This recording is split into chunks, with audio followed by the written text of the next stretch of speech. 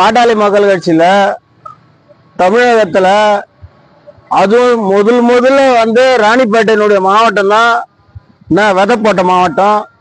என்ன சொல்றது, இந்த அருள்ன்ற ஒருத்தர் இருக்கிறாரு பேரு, நான் தான் வந்து காலங்காலமா கஷ்டப்பட்டேன், நான் தான் கீச்சன் கேவர்னத்தை நட்டேன்னு.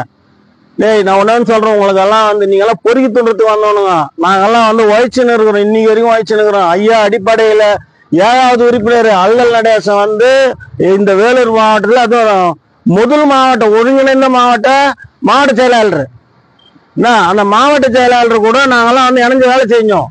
புரியுதா உனக்கு? நாங்கெல்லாம் அடிப்படையில இருந்து இருக்கிறோம், நாங்களும் சாலை மறியல பாத்துக்கிறோம், நாங்களும் 1008 பிரச்சனையை நாங்களும் சந்திச்சுக்கிறோம்.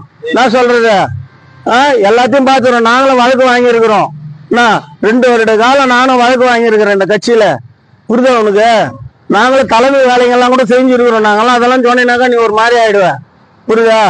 தமிழகத்தினுடைய ஒருங்கிணைந்த பாட்டாளி மக்கள் கட்சியில மிகப்பெரிய அளவுல இந்த கட்சி வளர்ச்சியினுடைய தாங்க முடியாத இந்த திமுகவினுடைய பணத்தை வாங்கிக்கின்னு அருள் என்ற நீயும் ஒருத்தன் வந்து அந்த மீசராமர் அந்த கட்ட மீசையை வச்சுக்கின்னு ஒருத்தன் என்ன சொல்றது, அவெல்லாம் வர சொல்ல, மேட்டூர்ல ஜெயிக்க சொல்ல, என்ன சொல்றது ஒண்ணுமே கிடையாது. ஏதோ வீரப்பா இருந்தாரு, அவருடைய பணத்தை வச்சுதான் அன்னைக்கு அங்க ஜெயிச்சாரு.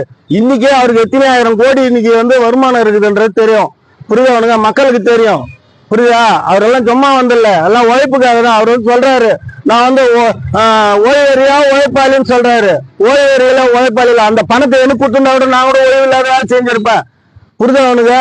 இந்த மாதிரிலாம் பண்ணிக்கின்னு சின்னவரையும் ஐயாவையும் நான் சொல்றது நாங்கெல்லாம் தெய்வமா மதிச்சுக்கிறோம். இன்னைக்கு வரைக்கும் அவர் என்ன பிரச்சனை பண்ணாலும் இன்னைக்கும் ஒரு தந்தையாக நாங்க வந்து அவரை பாக்குறோம். நான் என்னோட கூட பிறந்த சகோதரராக சின்னையாவை பாக்குறேன். நான் சொல்றேன், நான் கூட வந்து ஐயா கூட நாங்களும் எல்லா வேலையும் பண்ணிருந்தாங்கிறோம். புரியுதா உனக்கு?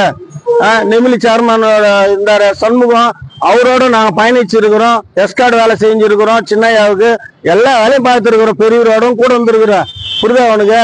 நீதான் அருள்தான், நீதான் வந்து கீசி கவர்னத்து நட்டு உன் மாவட்டத்துல என்ன உன் மாவட்டத்து வரைக்கும் பேசு. இந்த பிரஸ் மீட்டிங் குத்துக்கின்னு அந்த குடும்பத்தை 2ஆக்கின்னு குட்டிச்சோர் ஆகாதீங்கடா பாவிகளா. என்ன நான் ரொம்ப வேதனையோட சொல்றேன், அடிப்படையில இருந்து உழைச்சதுனால சொல்றேன். எனக்கு ரொம்ப வேதனையா இருக்குது நீங்க எல்லாம் பண்றது. அவர் ஐயா வந்து இன்னைக்கு குழந்தை மாதிரி இருக்கிறாரு, அவர் எதை சொன்னாலும் செஞ்சுன்னுக்கிறாரு.